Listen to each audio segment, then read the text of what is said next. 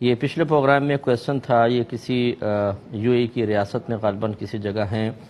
اور انہوں نے بتایا کہ ہمارے یہاں جو مساجد ہیں ان میں تقریباً جتنے بھی ائمہ ہیں ان کی داڑھی بہت ہی کم ہے، یعنی ایک مشت سے کم ہے، اور ہم حنفی ہیں تو کیا ان کے پیچھے نماز پڑھنا صحیح ہے یا نہیں ہے؟ دیکھیں، اگر کوئی امام شافعی ہے یا مالکی ہے، حنبلی ہے اور صحیح العقیدہ ہے اور داڑھی چھوٹی کی ہوئی ہے، تو ایک بات تو یہ کہ فقہ حنفی والے کی نماز ان کے پیچھے ہو جاتی ہے، بشرطے کہ یہ اپنے فقہ کے اعتبار سے کوئی ایسا عمل نہ کر رہے ہوں کہ فقہ حنفی میں اس کی وجہ سے یا تو وضو نہیں ہوتا یا نماز نہیں ہوتی۔ مثال کے طور پہ ہمارے ہاں چوتھائی سر کا مسح فرض ہے، اور کوئی ایسا امام ہے جو شافعی ہے یا مالکی حنبلی ہے، وہ چوتھائی سر سے کم سر پہ آپ کے سامنے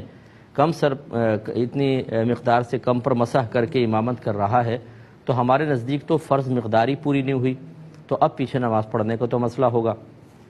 ایسی اگر یہ امام کوئی قرآن وغیرہ دیکھ کر پڑھ رہے ہوں نماز میں،